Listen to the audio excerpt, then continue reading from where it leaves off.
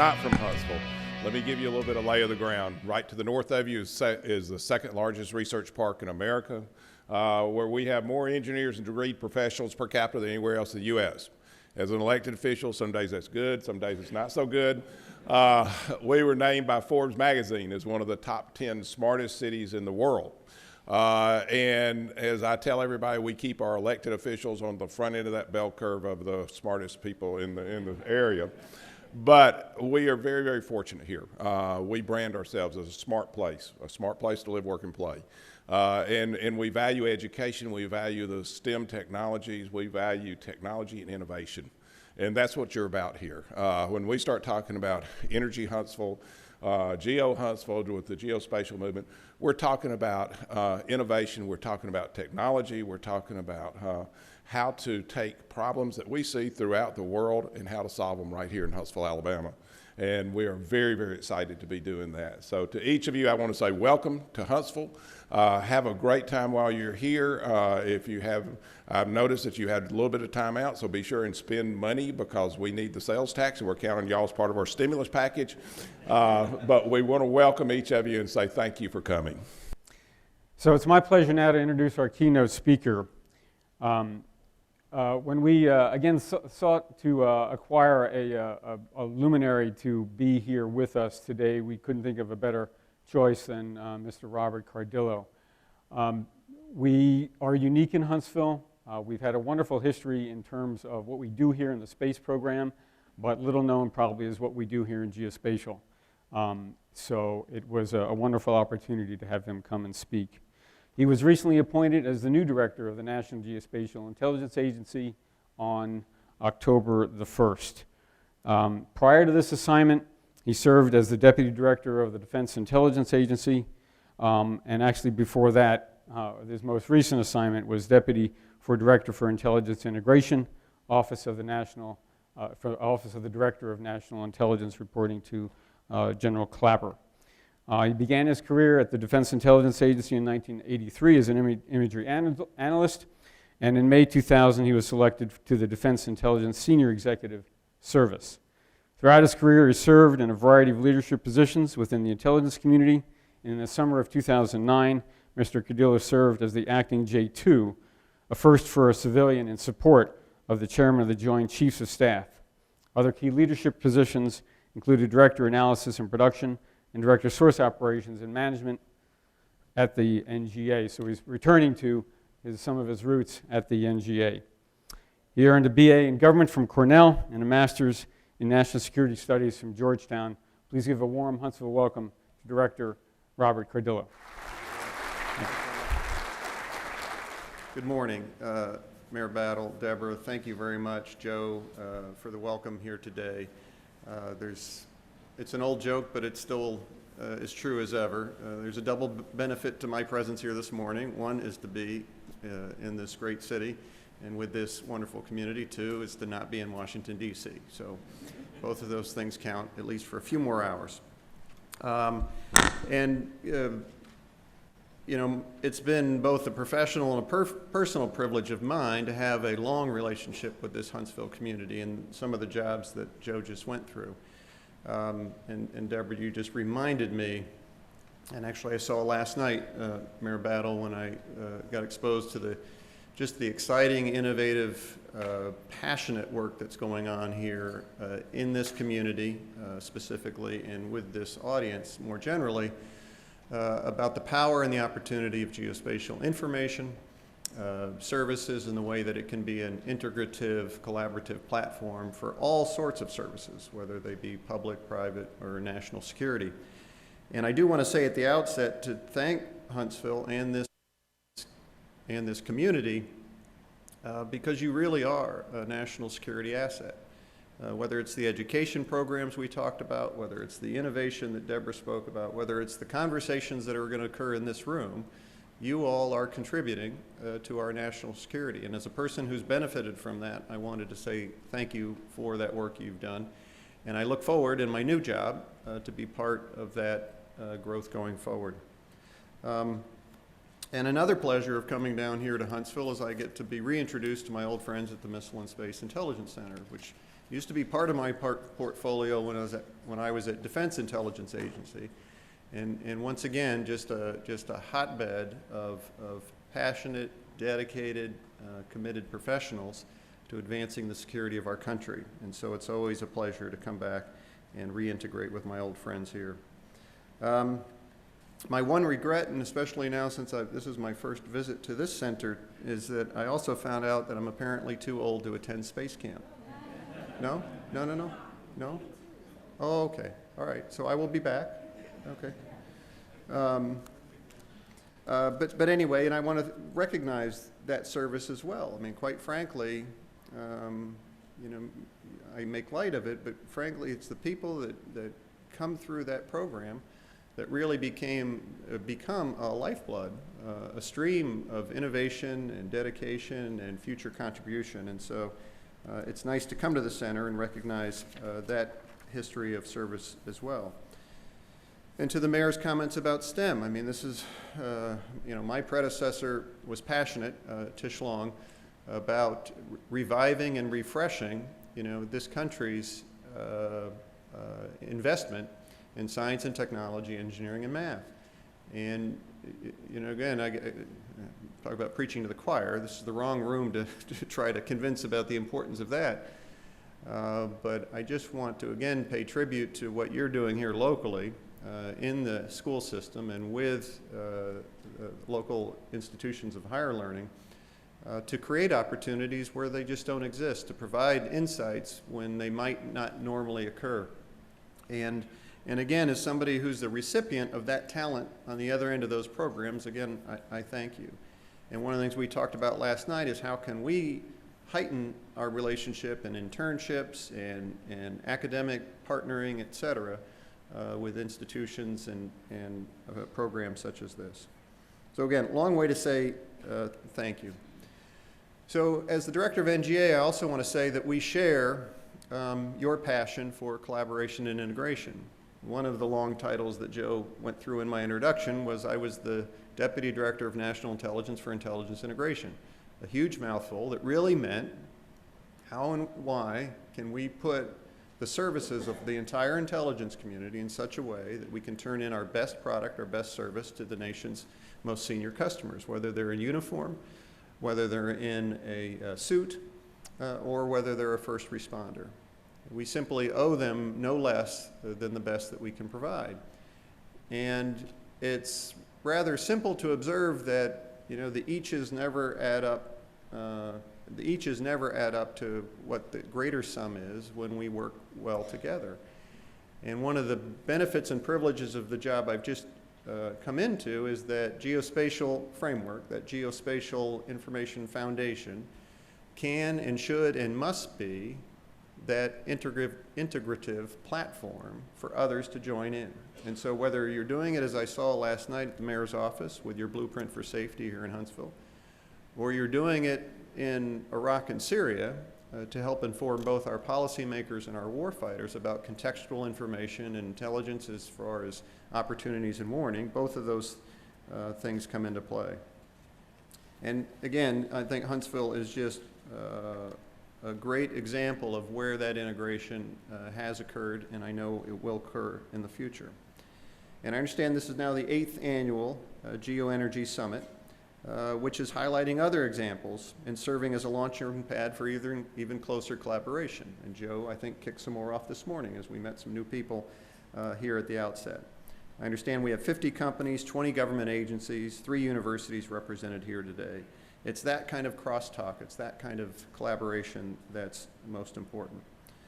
You've got wonderful resources, opportunities to focus the power of the geospatial information on our challenges such as critical energy infrastructure, energy management, Earth observation and imaging, and of course, national security. And as you're leading the way with these 3 initiatives to interact, integrate, and collaborate in ways that will have a positive impact on national security, your major initiatives in geospatial intelligence, energy sustainability, and cyber warfare threat detection seek to help 3 of the nation's most pressing security problems. And so again, I couldn't be more pleased to be here to, one, thank you for those efforts and to see where we can offer additional partnership, additional ideas to even take those levels of services to a higher ground. NGA is inextricably linked to all of those efforts. Your programs parallel our efforts within the Defense Department and the intelligence community. And we look forward to pursuing solutions to these challenges with you. So I'm going to take a few moments here to discuss why and how NGA shares your interests. So I'll give you some examples in each of the cases and perhaps spark a conversation that we can have about how to take these further. Now we see ourselves and present ourselves to the national security conversation as the geospatial intelligence provider of choice to our country. Our purpose is to provide geospatial intelligence that ensures the success of a wide range of customers, as I listed before. This is all the way from the president to senior policymakers to warfighters around the world and global humanitarian efforts, as I'll discuss in a minute, and first responders. So let me briefly tell you a story about how GEOINT recently helped the president, our military, and the humanitarian groups save lives in Iraq. Several months ago, you may have heard of tens of thousands of Yazidis and Christians who were stranded in northern Iraq. They were fleeing from the Islamic State, and they were trapped. And the conditions were poor, the threat was real, and the options that they had were few. So our national security team turned to NGA and the intelligence community and asked for help about the best way, one, to relieve the immediate humanitarian crisis, literally running out of food and water, but two, creating safety of evacuation routes to get them off the mountain.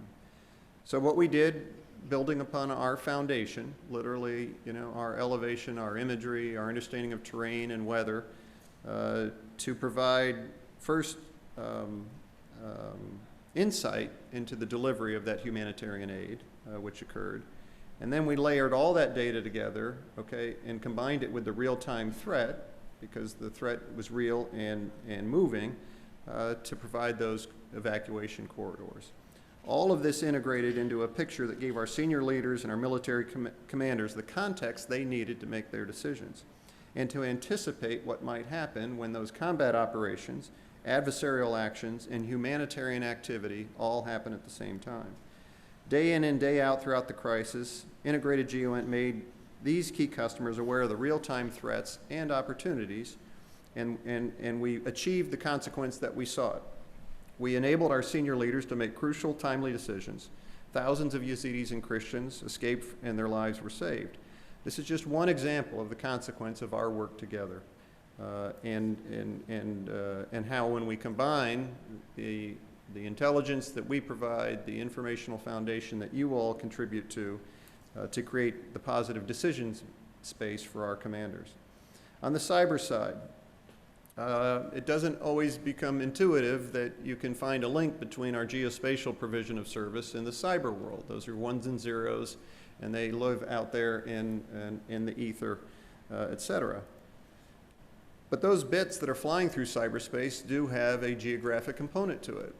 There's an emanation point to an attack or a probe, et cetera. There are defenses that exist both in our allied and our adversary nations.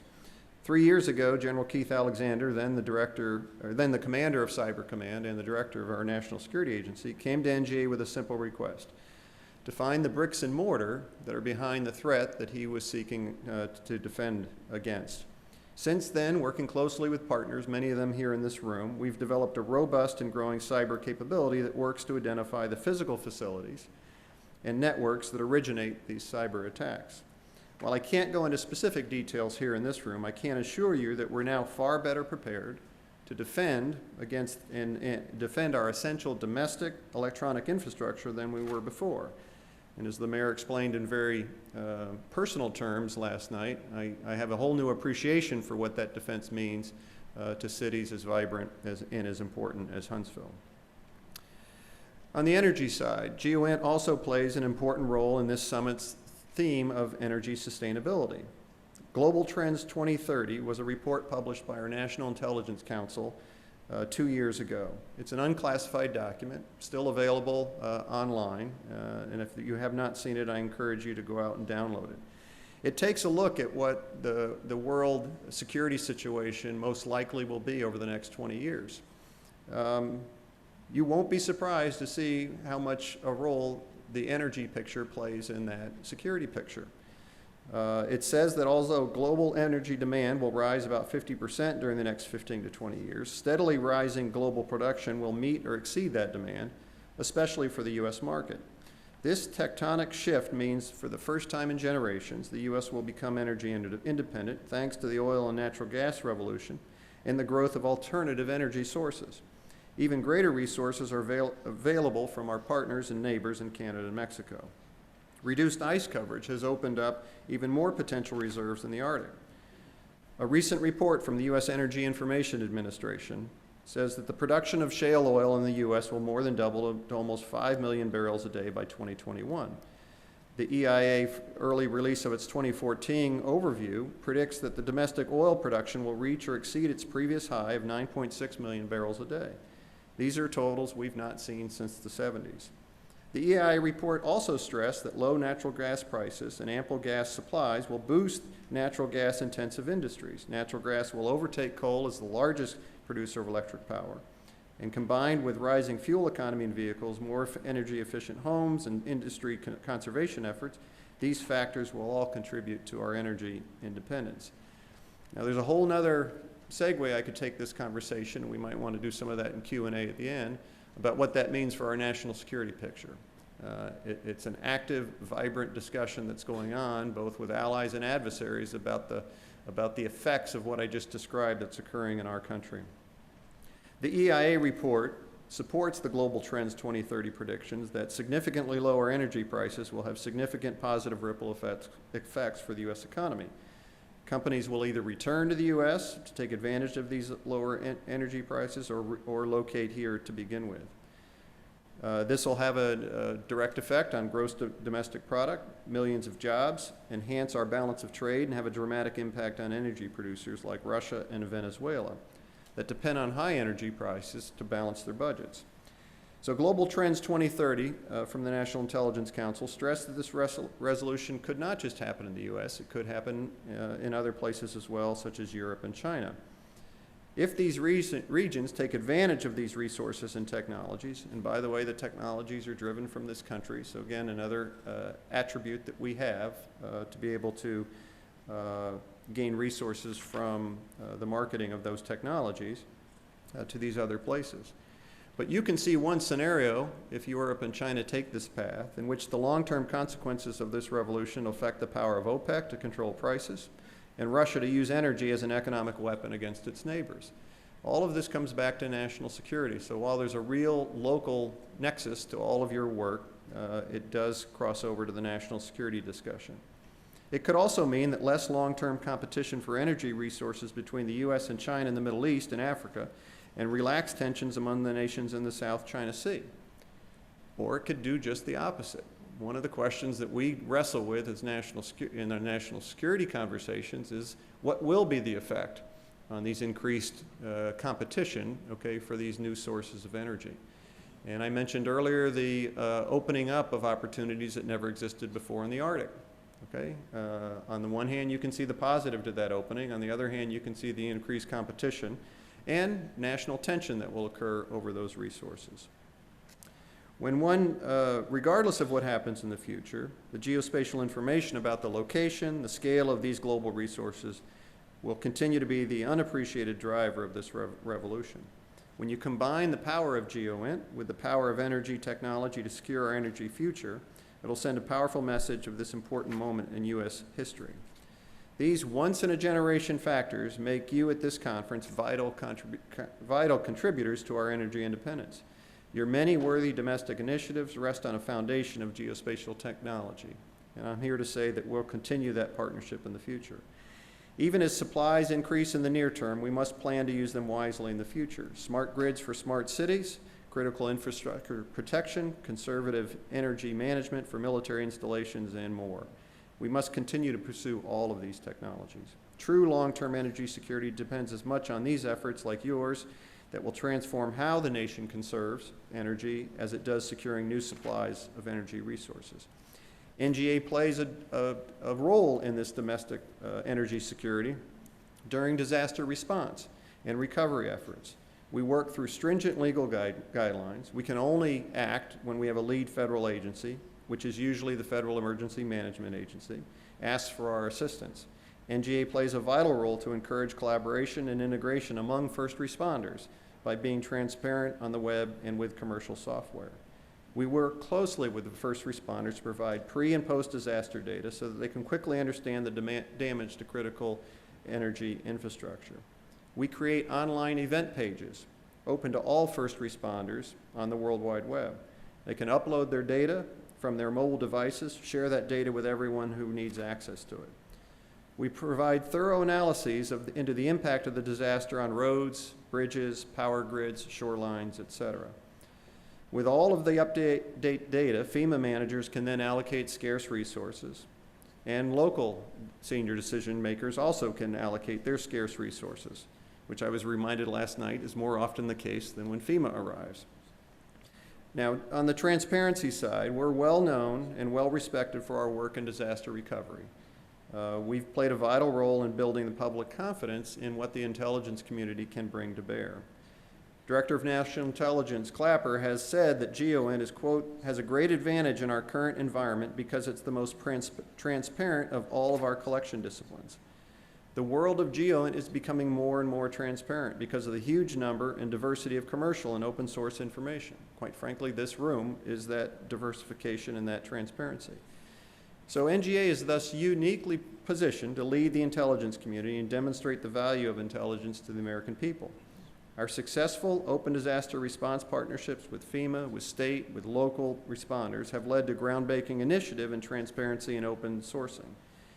Called GitHub, a popular code repository site open to all developers, NGA has posted on this repository more than 15 projects to enable open access to our software and to receive the benefits from the collaboration that occurs on that site.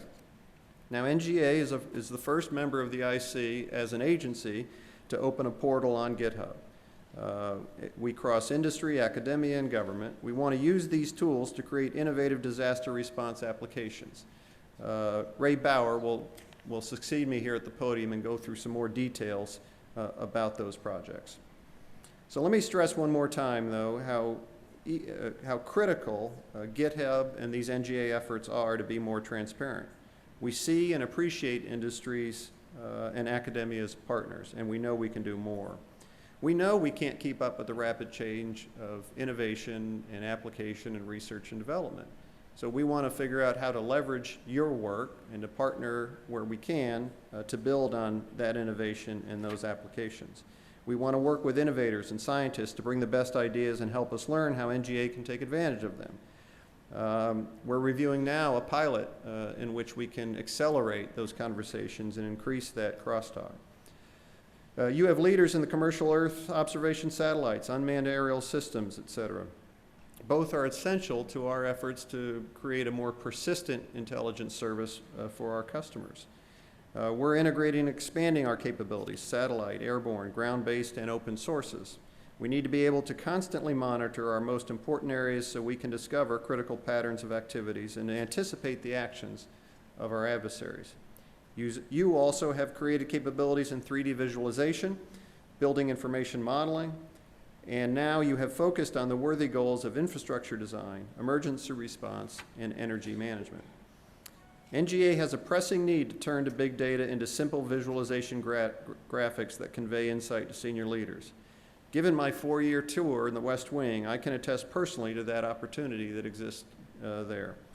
When we have benefit of your research, development, innovation, it adds to our expertise and insights and unique capabilities to provide a better intelligence service to our customers. To better understand what I mean by intelligence service, let me ask that you look through NGA's role through a new lens, the lens of consequence. And I hope through that lens you'll see that what I mean by applying our efforts in a joint way. Now, consequence is anything that has our customer succeed. They own their operation, they own their decision, they own their mission. It's our job to make them more successful. Perhaps they need to gain an advantage over an adversary. Maybe they need a decision that leads to a positive outcome, or a new disaster response application that saves time, resources, and lives. So let me tell you a story now about where NGA is playing a vital behind-the-scenes role in the Ebola crisis in West Africa and enabling positive customer consequence. How this crisis unfolded with a seemingly local view, but now a terrible problem that can quickly become a global crisis and demand a global response.